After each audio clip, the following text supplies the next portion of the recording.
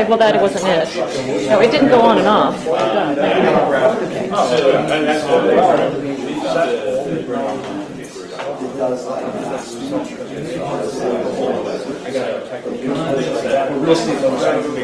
This will be looking at, do you want to keep an eye on the storeroom and I'll go upstairs? Yes.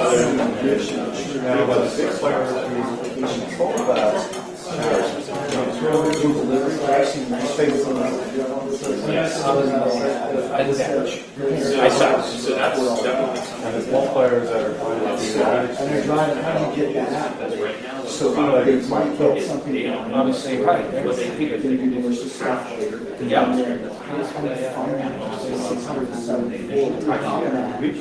if that accurate, And then if they were to, at some point, change it, it's on somewhere.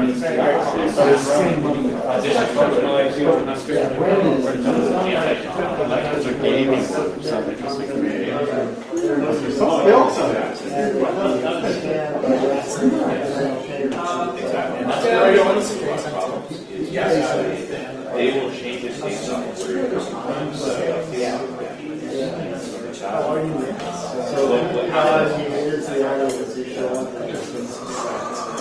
and the other thing is they were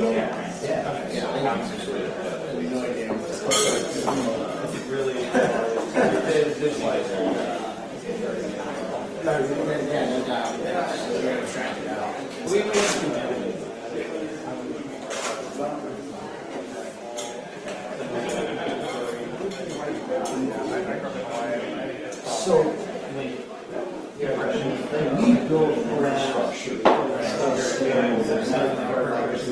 oh, it's really like that.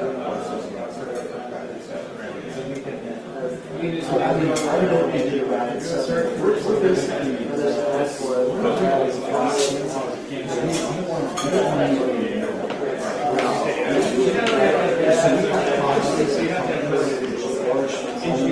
Yeah, so what we just I can't remember exactly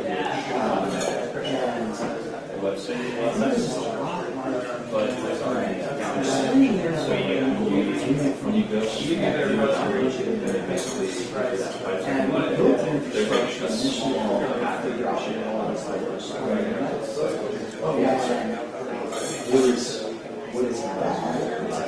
is that your Along the way, we just learned a lot of With supportive assets, fake assets, and assets. We have to learn. So it's kind of what we're business size. Figure out what all the Right, well, if you drive all the best people that drive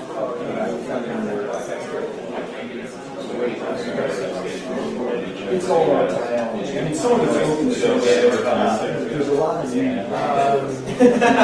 well, yeah. Oh, thank you. I appreciate it.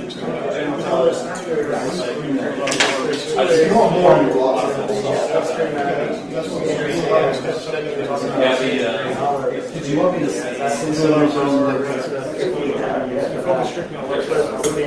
So that's kind of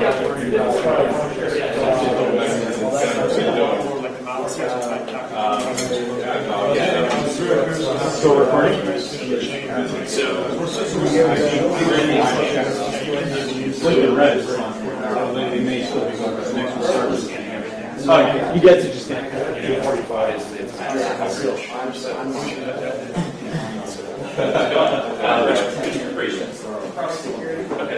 So are you under Mark? So this eventually,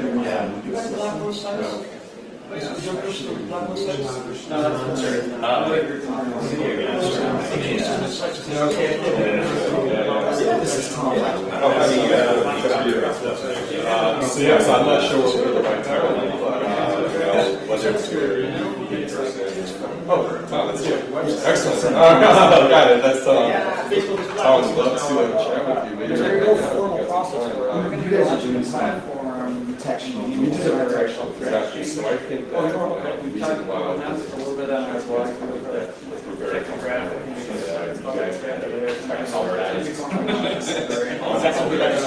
That's So for the website, or same query on the web. Would be that right? So mobile. Perfect, so if somebody, if you're not with somebody, we would get a pull the guy and see why it's not Figure out how that works. There will be a skill on the I'm still underway, but I'm trying to make that. This is some of the stuff, so I guess it's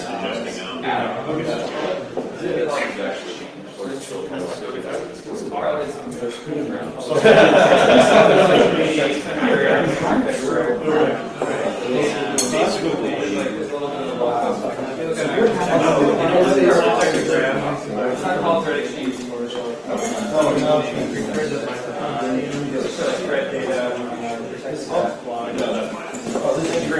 Yeah, no, definitely. I'll be around. You can be around tomorrow. Yeah.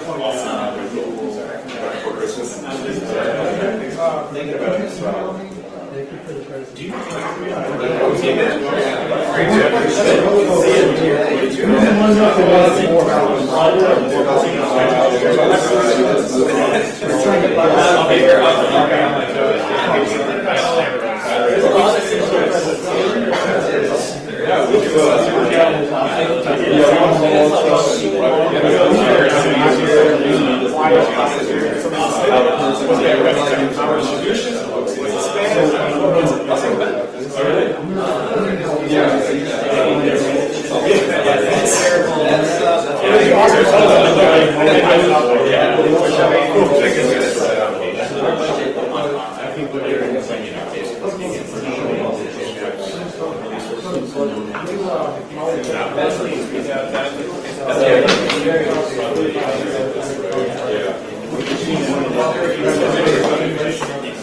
Yeah, he's trying to help me.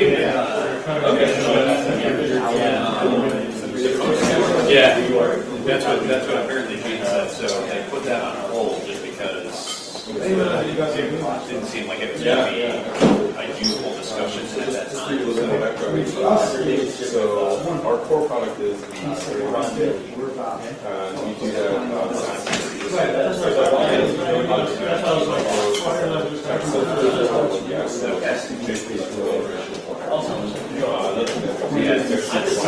Above my grade range. Yeah.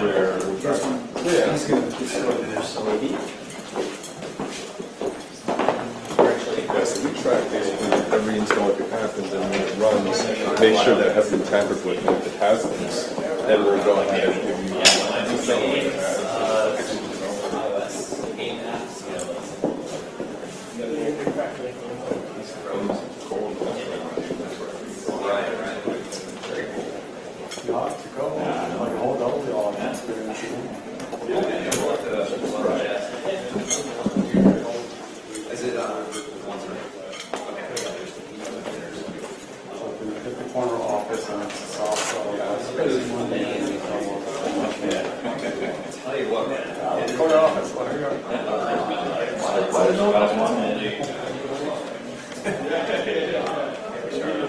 Is this all set then for him?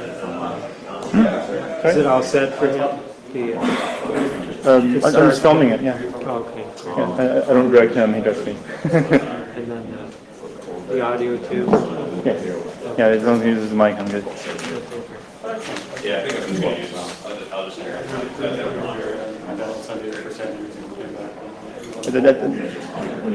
Your mic is what's going here, so yeah. All right. All we got project. Is that projecting? Not really. No. Yes. Better, yeah.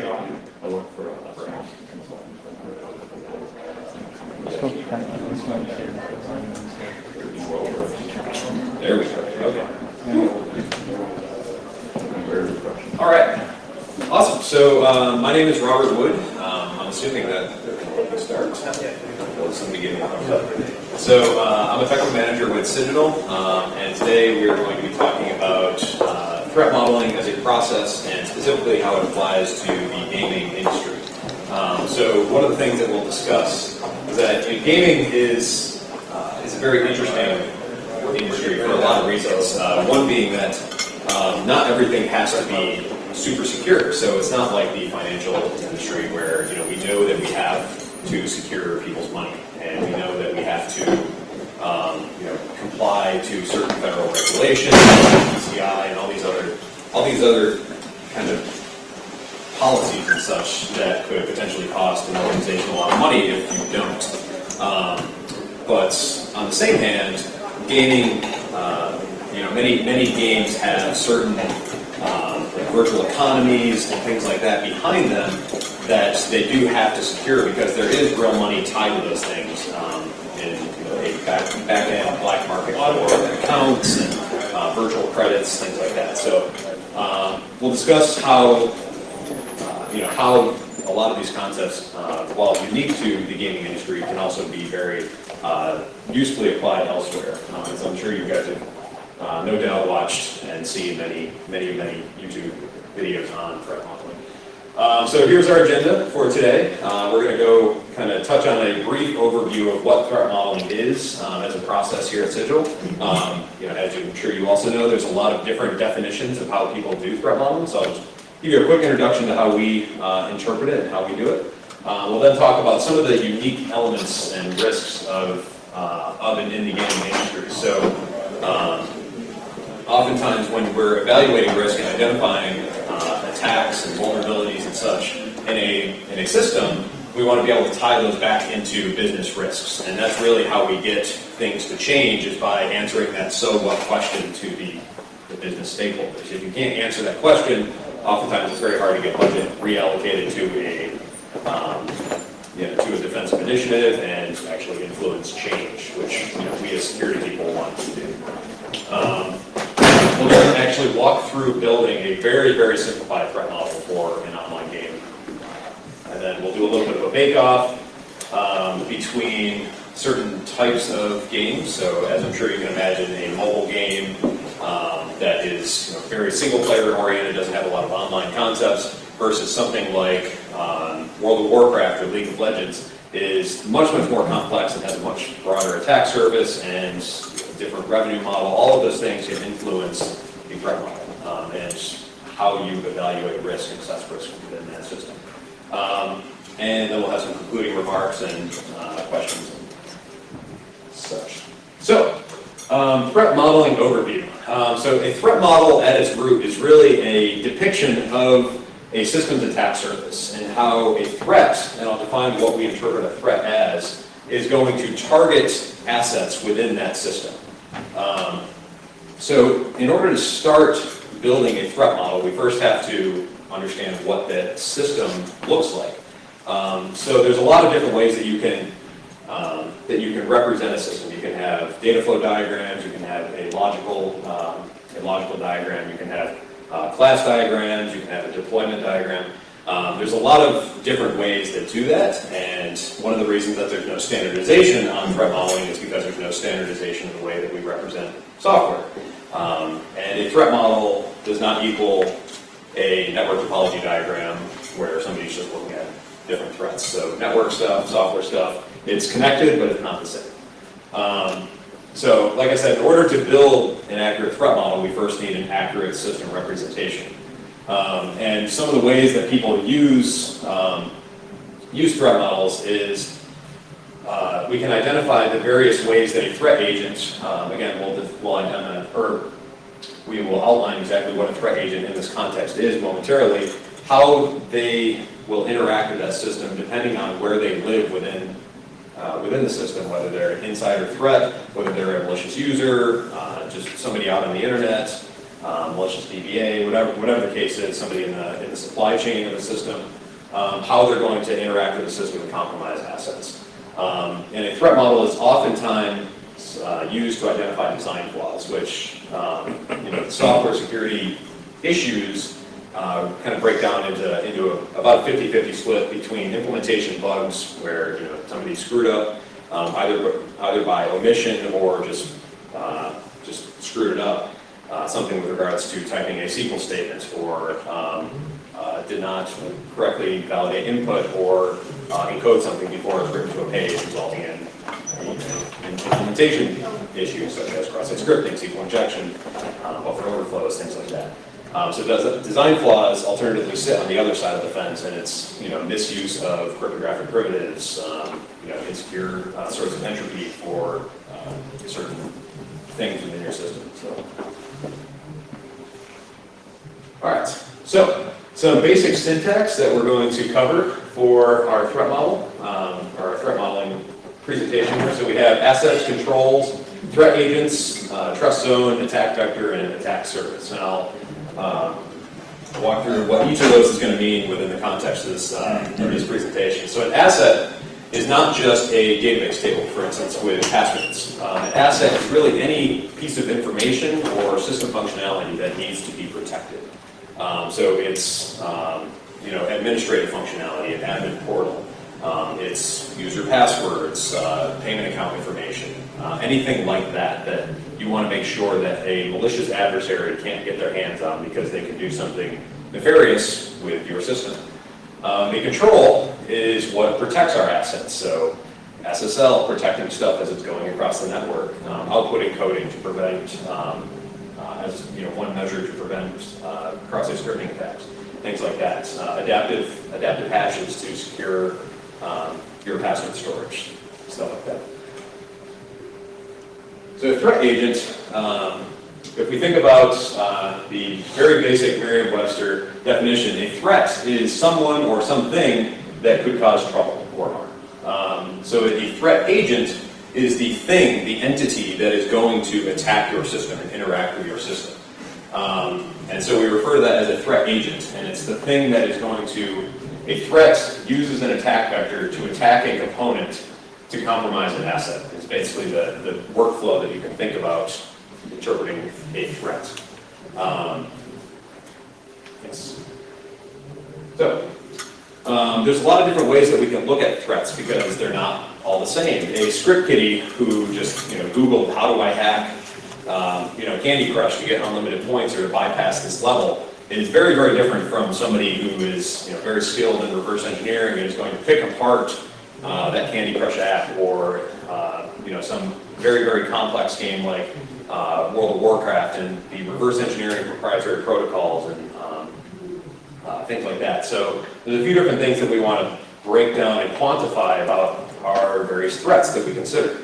Some of those are the capabilities, and that is the technical skill that those threats are going to have, the level of access that those threats have to certain system components. So as we get into the threat model, you'll see where they sit within the overall system representation, and based on that, they'll be able to access certain things inherently. They'll have a certain level of trust assigned to them that may influence how you treat them and what controls are applied to them. There's also some resource and tooling perspective that needs to be considered here. So when we abstract ourselves out of the gaming industry a little bit, we start talking about a nation-state threat or a well-funded criminal organization, they're going to have a lot more financial resources that they can either go out and hire somebody who's very skilled or train their own people or just buy very, very advanced exploits and or hire people to do that stuff and basically advance their exploitation capabilities beyond that which they did not have before they sunk the money into it. So you have to consider people throwing money around because the exploit business is just like any other business. They will make investments in order to get something that they deem more valuable than what they have now. All right, so at a high level, I apologize for the bullet point snafu that is up here on the slide, but at a high level, this is the basic process that we follow when we perform and build a threat model. So it all starts with really defining the scope of the analysis, because when we take a step back and think about a complex system, it could really go on and on and on for ages and ages. We could zero in and get very, very specific on, let's say, a game client and look at all the different libraries and frameworks and stuff that client was built with.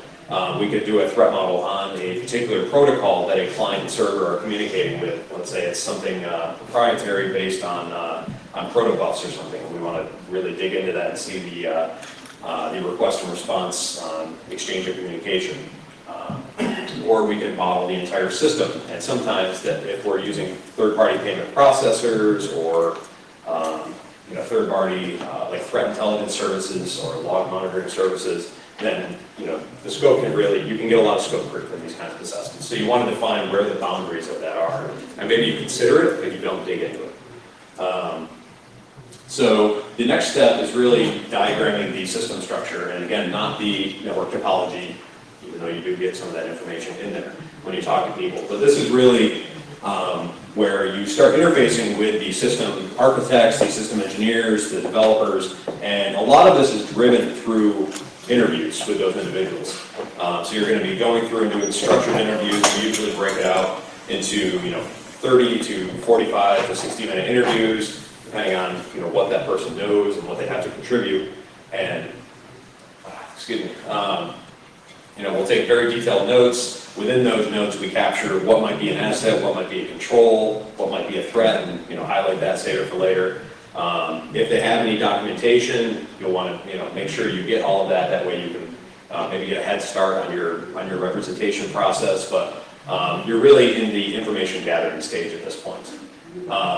And once you gather all of that information, you want to at least get some form of logical representation of that system up on paper. And maybe you do that through an interactive whiteboard session with the primary system architect or a team of them, validate that your understanding of the system is correct and in line with their understanding of how things are actually built and their intentions of it. And then at that point, you have your system model, your system diagram. And then you can start to annotate the system diagram with your threat structure. The threat structure is going to include the assets, the controls, the threats, and the attack vectors that are just overlaid on top of the system model diagram. So that brings us down to here. One of the other things I want to do, given that there's a lot of different design, if we consider a basic web application, or let's say a mobile application, for instance, let's say it's a mobile game like Candy Crush that's using a social media login service, and it's collecting a lot of data and player configuration points and virtual currencies and such locally on the device. It uses a third-party authentication service, and it posts up scores and stuff. Very basic architecture. We can reuse a lot of canonical threats and canned attacks and such based on similar design patterns from other systems. So you don't necessarily have to reinvent the wheel every time you build a threat model and start drawing circles and lines. So one of the things you'll also want to do is, depending on when you apply the threat model and actually go through this process, you can document misuse and abuse cases and really tie that into the threat modeling process, and that really kind of marries threat modeling and those early stages of security requirements, misuse, abuse, use cases, and that it's much more appropriately used this bullet right here used in the earlier stages of the SDLC. That way you can you can start from scratch thinking about how your system is going to function under attack. After that, it's really you move into the analysis section. You just continue to analyze the threat model, put additional attacks on there, think through how those attacks are going to work, and then you kind of interpret the results and regurgitate the results to whoever is interested in hearing them. There's a number of ways that you can do that. We won't necessarily talk about that, but happy to do so in Q&A afterwards. So this little loop here is really after you define your scope. This little loop is really kind of an iterative process. So as you're going through, that X block of time that you have, you can always circle back up, gather more information, go through, annotate with more assets, controls, threats, and so on. So that way you're continuously learning more about the system. And especially if you're in an enterprise setting or developing something much, much more complex than a single release game that you're just going to build once, kick out the door, and say, see you later, have fun, go download and have fun with it. But this is really why, you can have that living document, that living threat model diagram where you're constantly adding, new design components to it, or new system components to it. If there's a new asset or piece of functionality that you're integrating into your game, you can incorporate that in the next iteration and consider it in your analysis. So, risks that are unique to the gaming, well, maybe not unique, but risks that we have to consider in the gaming industry. So of course we have the very basic things, these top two, the account hijacking and the asset hijacking. What I mean by asset hijacking is player inventory, experience points, spells, anything that the player accumulates over time playing that game, such as all their nifty weapons and stuff. If somebody can just steal those, that's going to be a bad day for them, and that may cause that player to stop playing the game, to become disloyal, start bashing it, whatever. Bad word of mouth is bad for revenue. Then you of course have the cheating and automation and the botting factor, where people are reverse engineering certain components of the game, or perhaps this is even something that's offered up as part of the platform and kind of built into the player experience. But it's something you want to make sure you consider, because if a game is very heavily, if there's a lot of cheating that goes on within the context of the game, it may cause people to stop paying for it and stop playing it consistently. Denial of service is, of course, never a good thing. If the game is not up, it's not making money for anybody, regardless of any of the other factors. I mentioned earlier the virtual economy. So a lot of games are developing very intricate virtual economies that go into them. So for instance, the Second Life virtual economy is, it has whole GDPs associated with it. And there's, you can trade real money right now on Second Life's website for virtual items. And if those virtual items are stolen or fraudulently created or whatever, those things can lead to direct loss of revenue or direct loss of financial resources from the player. So obviously not a good thing. And especially if you have a subscription service for your game. So for instance, World of Warcraft, you're paying that $10 a month or whatever it is to play. If Blizzard, for instance, is storing payment information somewhere on the back end, that information has to be constantly pulled on a monthly basis to handle that monthly subscription. So of course, if that information gets out, it's just as bad as if a financial institution were compromised and account numbers were breached, i.e., Target, any number of retailers who had payment information disclosed through a breach. And then this last one is kind of unique to the gaming, media, and entertainment space, in that people who write, well, I guess it's not unique to them because software developers don't like their stuff pirated either, but game developers who put all this work into developing art assets and building this game and making this big complex thing and sinking years of their lives into this stuff and millions of dollars, depending on the complexity of the game, they don't want people to just steal it. And depending on the revenue model, a company's interpretation of the risk around this can really change. So, some games are free to play, the freemium model. However, you get all the downloadable content that people want to then protect. So it's just something else you'll want to consider in your going through the threat modeling process. So the other thing to consider with games, and really any system, is that not everything in a game needs to be, or will be for that matter, 100% secure. So you have the virtual economy stuff, you have the accounts, and those are things that without a doubt you're going to want to protect. There's no doubt about that. But there are other things like the cheating and the botting and stuff like that, where there may be tolerable thresholds within the game that they'll just want to keep an eye on, control. And if it's below 10%, for instance, and you have a subscription-based model, then all those people who are cheating but not really influencing other people to get off of the platform because it's a small number, then they're still paying their $10 a month revenue. So they're not really impacting anything, and you're still making money, and it's not harming your organization. So you want to just, those kind of things you can keep an eye on, and if you need to boot players or kill accounts, whatever, you can, but you don't have to stop it completely. Yes, and that also goes for licensing things and protecting game clients, for instance. So a lot of game companies will have a strategy around securing the game client as it resides on a mobile device or Windows desktop or whatever. And they'll want to protect it with something like an ArcSand solution. And in that case, they will attempt to harden the game client to a certain degree that it takes, let's say, a very skilled attacker 4 weeks to break that client software. And if you know that your release schedules are going to be releasing an update for that client every 3 weeks, and you don't allow people online unless they download and use the most up-to-date client, then you can minimize that, minimize the window to which you're going to be exposed if you do get exposed to a very advanced attacker who is able to cut from that 4 weeks down to, let's say, 2 weeks. Then they only have 1 week of attack time to really get in and attack your software in in a reversible state, the client software that is. All right. So I think I already covered most of this stuff.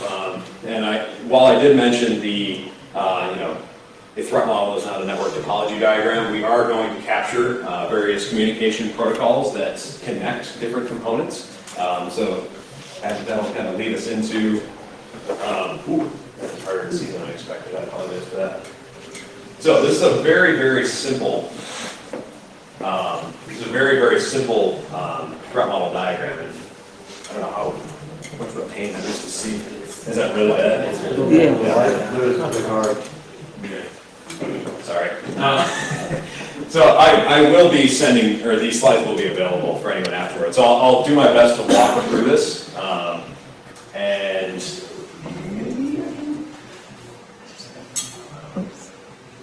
that it? Yeah. Highlight everything. No, it's just a picture that's overlaid onto it. Oh, it's so bad. Okay, my bad. Presentation. It looks much better on my lap. Not just the picture itself. I think your presentation. Yeah.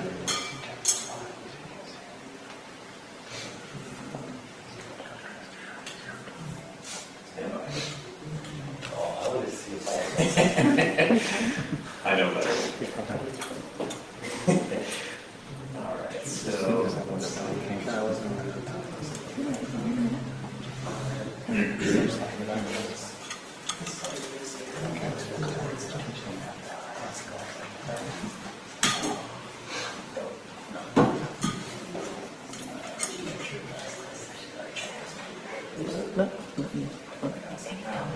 Me. Yeah, it was a valley number. All right. Well, I'll do my best to walk you guys through this, and anyone who wants to see the full threat model annotated, we can chat afterwards. I'll be happy to walk anyone through it. But basically, what we have here is over on the left side, we've got you've got your player LAN and your internet-facing stuff. This is stuff that's kind of outside the direct control and data center influence or data center network boundaries of our very simplified game. So over here we've got the actual game client, the component that is composed of like a rendering component, some physics, some libraries, your asset inventory or your assets and configuration files and such. You've then got a separate launcher or patcher application that receives content over HTTP from a content delivery network. Then you get into this whole data center environment where all of this is supposed to be within the same trust boundary. Again, awful representation on screen. I imagine you just have a light here. But we've got our game world servers. We've got a proprietary protocol coming in here, a separate authentication service, some customer service interactions, and then some other third-party services back here that are handling payment processing and some log scanning and such. So, getting off of that awful blurred picture. Trust boundaries are really, so you have two elements of where trust can end. Trust can end at the system level, which is when we step back here into yes, I know the terrible picture. So for instance, a world server here, there's supposed to be a box around this that you can see maybe a little more clearly on here for anyone that has really good eyes. Box on here, that is where any individual servers so each of these are an individual physical system. This would be an individual physical system. Then you have these dotted lines here. That's more of a network boundary. So, the data center, for instance, for our imaginary game is going to be a much separate, a very separate network trust zone, because when you cross over it, you have to gain some or prove yourself in some way, authenticate yourself, or have some certain level of access, such as to be in here, you need to be an employee or VPN in, something to that effect. Versus being in the player's LAN, the data center components are not going to live in the player's LAN, just because that's with separate network requirement. So, jumping back, there are, of course, the two different zones. You have the system zones, the machine zones, and then you have the network zones. So, representing your system in those two different states will help you differentiate where certain threat actors are going to lie. So, for instance, a malicious user is not going to be within the data center trust zone. A malicious insider will, however, be in that data center trust zone. So that representation can help you determine what level of access and trust is associated with a certain threat actor, depending on where they live in your system. So some sample game assets for our game, our very simplified game here. We've got the game content and patches. So this would relate to the issue of game piracy and theft of art and things like that people don't want. Like for instance, with the mobile games, when Angry Birds or Flappy Birds went out, you had a zillion different clones that went out. People just basically ripped the game, reskinned it, or just put it back up exactly as it was in their own version up on the app stores, and maybe added some malicious content to it, or just repackaged it like the Zynga model, and sold lots of copies and made lots of money on things. So that's one asset that a game company would want to protect. Player account information, of course, and billing information is pretty self-explanatory. We don't want to give up our players' personal details. Then we have the player assets. Of course, this is all the virtual items, virtual currency, swords, skills, experience points, all that good stuff. And then we have various fraud and cheat detection data. So one of the interesting things here is, depending on how you architect your system, you may be getting all of this information from the client. For instance, if you're doing all of your rendering and you really have a lot of trust associated with the client, then you may have a much higher cheat and fraud rate within your system, because the attacker, one of your threat actors that you have to consider in the gaming industry, of course, and really any system, is the instance of a malicious user. And this is especially true in games where people just get in and they want to win at all costs, so they will reverse engineer your software. You have to assume it is being reverse engineered. You have to assume people will manipulate it and screw with things and cheat. So if they're able to mess with let's say the network requests that are sending information relevant to cheating and fraud and such over to another service that you control, and that's all coming from the client and not verified in any way, then it might be very easy to circumvent any cheat detection that you're doing. And then, of course, any customer service account functionality. So, jumping back into our picture that is very hard to see, again, because of the light. One of the things that we're going to do after we understand what those assets are, again, I'm sorry about this light. So once we understand what those assets are, we want to consider where they're going to end up, where those assets live within the system. So one instance of this is with player information and player passwords. If we represent those in a player database on the back end and consider how they go from their source all the way to their destination and how they flow throughout the system, then we can consider how threat actors in various places might be able to attack that. So we'll cover that in just a second once the diagram is more fully integrated. So some sample controls to consider within the gaming industry.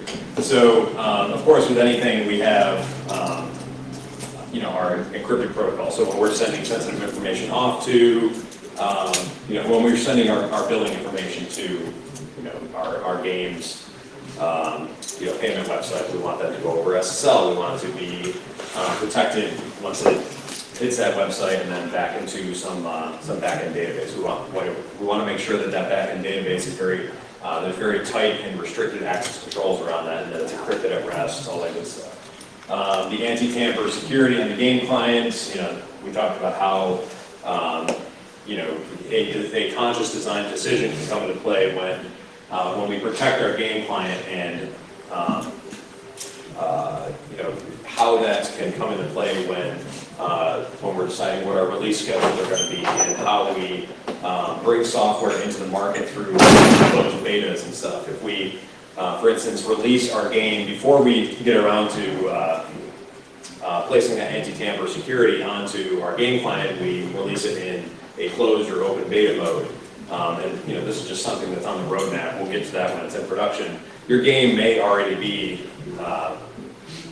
supremely hacked by the time it hits production, because people got their hands on it in beta mode and reverse engineered all of the critical components of it at that point. And this is all kind of standard stuff that you'll see in a lot of different threat models. So the next idea, again, I'm sorry. The idea after that, once you understand what the controls are within a system, you want to annotate again, overlay your system diagram with the controls. And one of the basic ideas in identifying a potential vulnerability is anywhere that you have an asset that is not protected by a control may be an avenue that a threat actor can get to that asset without having to either pass through a control or interface directly with a control or circumvent a control. So that inherently leads to potential vulnerabilities that you want to address. So our threat agents, for this example, we've got a few common ones, a few canonical threats that come up pretty often in the gaming industry. So we've got the internet attacker. So this is present in almost any system, financial systems, healthcare systems, and of course this is no different. This is just somebody sitting out on the internet, the script kiddie who's going to try to scan websites and sniff network traffic, stuff like this. You've got the malicious user, the malicious player.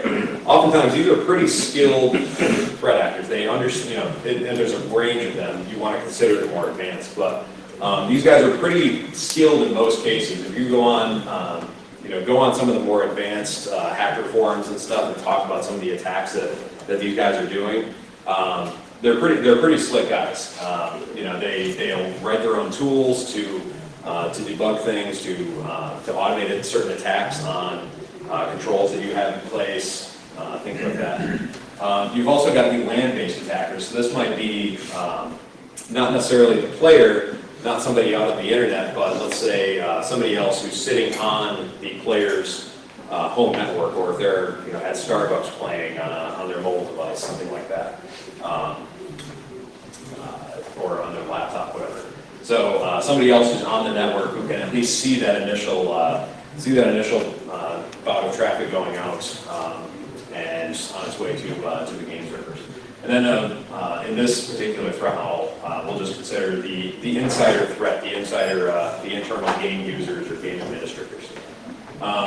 So depending on the game genre, and we'll talk about this a little bit more after we get past the godly awful rendered pictures, but depending on the game genre, the platform, the revenue model, all of that, you may have additional threats or less threats to really concern yourself with, and you'll want to approach defending against those threats in different ways depending on how your game is constructed. So these little devil horned icons here are our threats. So as you saw, we've got a couple of threats. We'll place them in the diagram where we think they live. So this is our insider threat, just some employee at our game organization. You've got the malicious client over here living in the living on the player's system. You've got the internal or the internet attacker who can sniff network traffic and such. So once we get through all of these, I'll just get off of that and then reference it as needed. But once we get through placing all of those different threats on our threat model, we will go through and start to iterate through how they can get to a certain asset and whether or not they have to go through a control or around a control to get to that asset. So, for instance, with the game patcher and game launcher component that was over on the left. So we have this CDN, content delivery network, delivering content to this patcher process. Consider for a second that patcher and launcher process runs as admin on the user's box and is delivering content over HTTP. If an attacker is on the player's LAN and they can sniff that traffic and inject themselves into that stream, they may be able to get remote code execution running as admin on that player's system just by nature of this initial connection, and force them into running running code as admin through that launcher that they were not, of course, expecting, because there's no post-validation there, anything like that. So that's one thing. Another thing, if you can see it, fantastic. If not, I apologize again. So internally here, you'll see a lot of HTTP traffic instead of HTTPS. And we see that a lot of times in that, companies will have the hard outer shell, soft insides kind of model, because they think that at the firewall level, everything kind of stops. You have, as long as you can keep attackers out, everything inside is just going to be kosher. You don't necessarily have to worry about sensitive information flowing in and around your internal network. So it's times like that where you often see like player databases, or databases not being protected properly, insecure password storage schemes, unencrypted network traffic flowing around internal networks. And it's cases like that where you have either an attacker who's able to identify like a SQL injection issue and extract out a password database, or an insider threat just sitting there sniffing network traffic, that a lot of information can get stolen.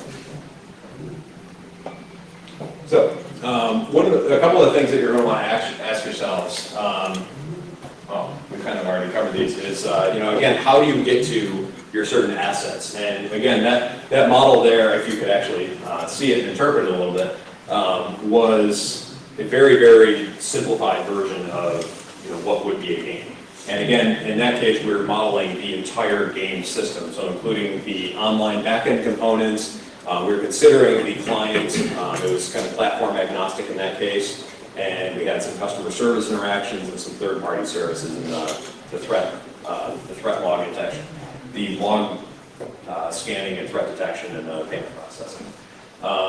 So in many cases, when you start to consider a much more complex threat model, you'll get a lot more assets annotated on there. You'll have a lot more controls to consider, a lot more different protocol interactions, and it kind of blows up in complexity, and that's really where limiting the scope comes into play.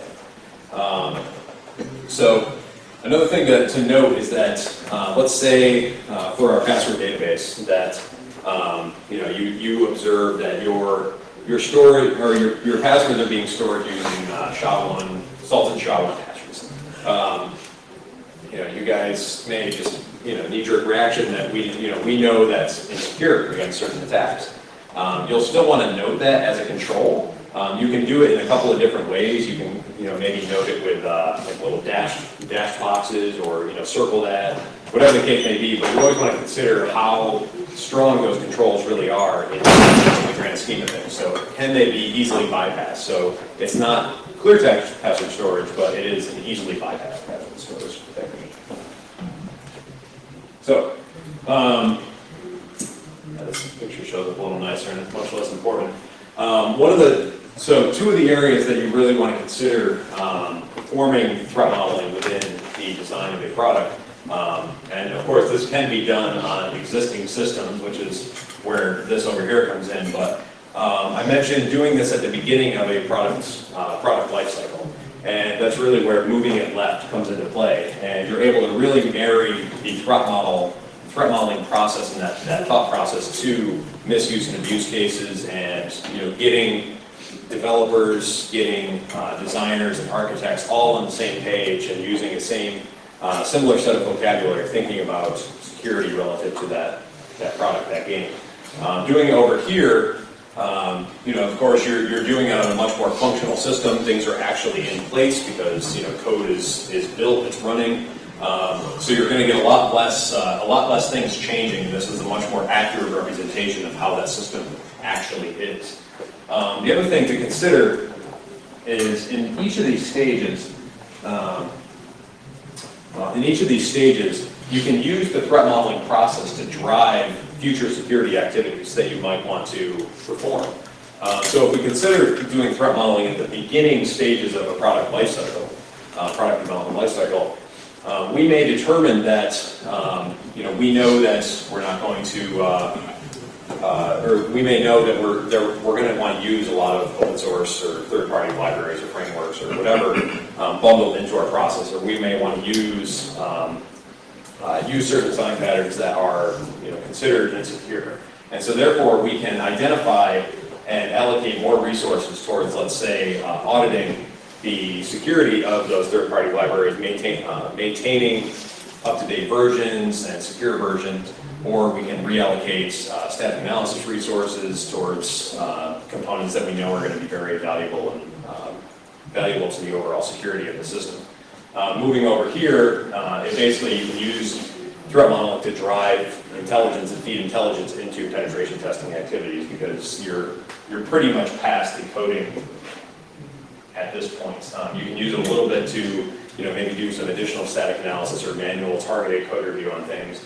But we oftentimes will do this right at the beginning of a penetration test, so that way our testers understand. We may not do it in the full formal process, but we'll do it right at the beginning to at least get something on a whiteboard, so that way we understand how a system works and use that to build additional abuse cases that we want to go through, that we want to iterate through during our penetration test, and actually prove the existence or non-existence of certain vulnerabilities. Okay. So we talked about how different game genres and platforms and such can all have an impact on on a certain game's threat model. So these are just some of the things that can influence that. So we mentioned like freemium gaming models with downloadable content for revenue, like 99-cent additional downloadable packages or whatever. Versus a subscription-based game that you either download for free or maybe you buy initially. So like Angry Birds and Candy Crush have two different revenue models, for instance. The other thing to consider is, depending on the platform that you're deploying to, all of these things can influence the threat model. So if you're deploying to a game console that's a little bit more tightly controlled and restricted environment, assuming you're not deploying to an older platform that's already been just completely busted for many years, that can control, or that can influence the kinds of maybe trust that you have in the client, because you can place a little bit of that trust on Sony or Xbox and Nintendo's ability to develop and provide a secure platform, because that's one of their big goals. Mobile devices we know are just inherently insecure, but there's not a lot of big complex games happening on the mobile space. There's a lot of smaller single player stuff with leaderboards and badges and stuff. So maybe you only offload certain parts of that functionality to the server side, or do some form of validation for only the critical parts of the game, i.e. the social sharing aspects of it. And of course, the list goes on. So the other thing to think about is that, and I believe I alluded to this earlier, is that you can really threat model almost any kind of system or process or anything really. So the system that we had before was a very abstract, zoomed out view of, of course, a very simplified game. we can, and we have done in the past, threat models on very specific parts of that much larger environment, that much larger system. So for instance, a gaming console itself, you know, how the game's hardware and software interface with one another, and how that console runs code, you know, runs user code, runs system code, runs downloadable code, and how all of that could potentially influence the security of the game title and then the underlying platform, such as if I'm allowing code to dynamically be downloaded and run at or executed at runtime, then I could be potentially allowing unsigned code to run on my platform, and therefore unexpected things could happen if I have vulnerabilities in, you know, like rendering libraries or parsing libraries or whatever the case may be. So we can model the specific game platform. We can model the game client, do a very deep dive view on the game client software that's going to be running on the user system. And we can also take a deep dive look at any proprietary protocols that the game client server are using to interface with one another, authentication sequences and schemes that might be proprietary, really anything. So this is really where you know, some of that you know, industry agnostic threat modeling comes into play, in that, you know, you can really take a magnifying glass and zero in on any specific part of your system to really truly understand how a threat's going to interface with it to compromise the asset that it's handling. So, as you can see, I am a Batman fan. So we're going to do just a quick little example of you know, how the game genre and the platform and such may influence the threat model for a game. So are any of you guys familiar with the Arkham games or the DC Universe games? I hope. I see your heads nodding. Makes me happy. So the Batman Arkham games, for anyone who doesn't know, are single-player games. They run on, you know, they're distributed through Steam or on consoles. You can also just buy them outright for your PCs, but they run on, you know, a controlled number of platforms, and they're single-player, so they don't have, you know, these big multiplayer. This multiplayer attack surface. The only kind of social interface that they have, or social functionality that they have, is really going through these fighting challenges and posting your scores up to some like centralized leaderboard that's cross-platform, perhaps. So that's really the scoring functionality is really the only thing that you're going to have one user interfacing with another user, except if they're in a social setting saying, "Hey, did you see that part of the game? I just, you know, rocked the Joker, or, you know, whatever. I just beat this certain thing or did this certain challenge." So the revenue model here is mostly focused on there's no extra challenges that you can just continuously purchase through, like Candy Crush. You can keep purchasing new lives. You can purchase downloadable content at, you know, certain periods of the game. You know, depending on the number of downloadable content packs that exist, but it's limited for each user. So oftentimes they'll sell the game at a much higher premium rate to recoup that cost, and so protecting the game's content initially is much more important. So protecting, shifting security controls onto the game client is far more important in the Batman Arkham games than it is in, let's say, a mobile game that's much more, has a lot more social interaction and multiplayer functionality. So the DC Universe online games it's an MMO game where you take on the persona of some villain or hero within the DC Universe, and it's, you know, it's like DC's take on the World of Warcraft type games. So you go on, you have your persona, and you go on in this world, you know, perform missions and quests and stuff, and build up your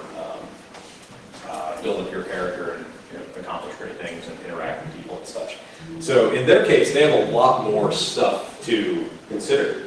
And also the game is freely distributed, so you can just go online right now, you can sign up for an account, and you can download it, install it, run it, and, you know, they have that freemium model where they're selling downloadable content, premium subscriptions where you get access to certain functionality in the game, and they're focused more on player engagement as opposed to the initial sales. And so in their case, they have to worry about all of those threats that we had on that threat model diagram that nobody could see. They have to worry about the chat functionality within the game, making sure that people can't attack one another through an insecure chat feature within the game. They have to make sure that people aren't stealing or upgrading themselves to premium subscriptions just based on downloading the content somewhere off the internet if it's been released and just installing it outright, or whatever the case may be. So just a quick illustration of how a different revenue model and how two completely different games that can be played on the exact same platform, i.e. the PC, can radically change their model. If I may jump in here, I work for Warner Brothers, who owns these properties. Yep. And I can tell you some of the exact problems we've had with both of them. If you or anyone else in the room is interested, as long as you put Mr. Torres. I know we're being recorded because this is all public information. Yeah. The DLC for Batman Arkham Asylum, some of it was only available if you registered with your WBID. It's our consumer-facing login, just like your Google identity, whatever. Yep. And one day we noticed we got about 500,000 WBID with the account creations. It turns out someone was selling the DLC that you got for free by registering, but they had registered 500,000 accounts, gotten the code that you apply in your game, and they were selling those codes. So the monetization doesn't have to be abusing the game itself, it can be abusing the DLC system around the game. Right. Things like that. There was a MOBA, a DC Universe MOBA, not Universe Online, but because I think of it, something. It's a MOBA is like what League of Legends is. It's an online fighting game. They found out that you could get each other's IP addresses from the clients communicating with each other, and they would denial of service each other's routers. And that was a risk at the competitive gaming level for that. Yeah, so once they escalate into the professional gaming space or just the extreme gaming space where people are smashing things through windows, if you're able to denial of service somebody else's system and you're in a competitive match, for instance, if I'm playing StarCraft in a professional setting where I have $5,000 competition buy-in and I just boot that person off and they automatically lose, or I cause them to lag enough where I have a response time that's 3 times as fast as them, that gives me a competitive edge and I can win that game and thus that money. So, These are very real. Yep. There were some very bad days for me. So, yeah. So one of the biggest challenges, and that's unique, not unique again, but that's interesting about the gaming industry, is that in so many cases, unless we consider something like cloud-hosted PCs, where somebody logs into an environment. So, for instance, NVIDIA, I think, has a cloud-hosted or some kind of hosted solution where they host your gaming PC in their environment or in the cloud, and it kind of, unless you can interface and exploit the game somehow to exploit the system to do other things, then you don't have all that direct control. We usually in the security field, as you guys know, have the mindset that if you own it, if you can touch it, you can beat whatever security is on there. So physical access is all access in the security field. So that's their attempt to try to remove that element of it. But we have this trusted not busted challenge to try to conquer, in that our game client software is off running in a hostile environment, whether it's a game console, even if that game console is very well defended, as some of the newer consoles are. A lot of money goes into hardware, secure hardware design and research, and operating system design and research, or secure design for these consoles, and they still get beat. So if those things can get beat, and these very advanced operating systems in the Mac, the user, or the Mac, the Windows, the Linux environments can all get beat, then we know that our software is susceptible to being reverse engineered. So that's just one thing that we have to consider in the form of how much trust do we really put in our game clients. Are we going to trust everything that they blindly send to us over that network connection? Or are we going to verify it somehow? Or are we going to maintain most of our state, if not all of our state, on the server side and just accept that as a potential consequence to our performance? All very real design decisions that have to be made. And then, of course, you can try your best to alleviate some of this stuff with encrypted network protocols, designing a very robust protocol, or protecting that game client with anti-tamper software like the Metaphor, like the RSAN, whatever third-party services are out there, obfuscating it out the wazoo. But at the end of the day, you still have to have that game client rendering information and dealing with information that it needs to play the game. It can try to mask things in certain ways, such as in a first-person shooter game.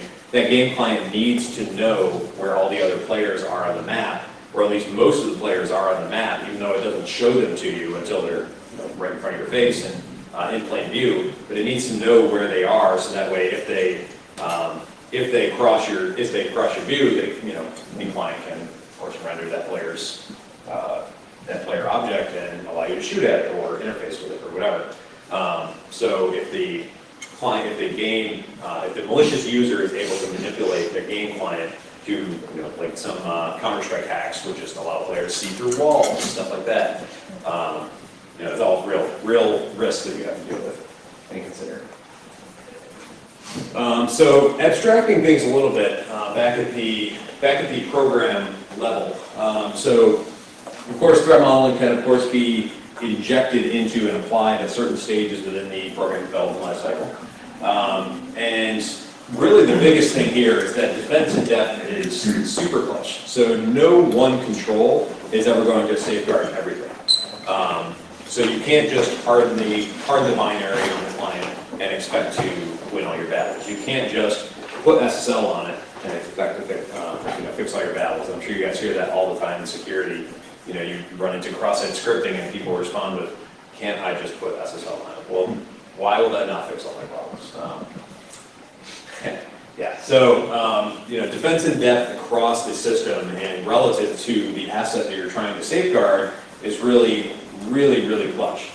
And of course, making sure that you use threat modeling in a useful and iterative way, that you continually build a deeper understanding of how that system is constructed, where your assets start and flow throughout the system, where they lie, and what's protecting them, and how people are going to attack them, is a really, really clutch activity. And you'll find that as you do that, within your organization, whether you're working on a game or whether you're working on any other system, threat modeling as a process is a very kind of thought-expanding, useful exercise.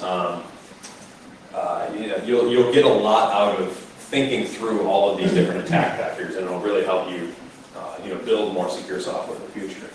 And remember that in the gaming industry, not everything needs to be 100% secure. So, at the end of the day, we are dealing with video games. We're not dealing with, NASA space shuttles or, SCADA systems or, the software that's running the next nuclear launches and stuff. So, we're not in that kind of high assurance environment. So not everything needs to be 100% secure. So you can have that layered control approach where maybe some controls are there to monitor and throttle certain risks or boot people for certain amounts of time if they're causing too much trouble, things like that. And some things you will want to just outright protect in the sense of use your passwords, payment information, accounts, stuff like that. Yes. What's up? Yep, and actually that is the end. So does anyone have any questions, or if anyone would like to actually look at the threat model diagram, let me know and I can show it to you in a little bit more useful manner. All right, cool. Well, thank you everyone. Thank you. Thank you.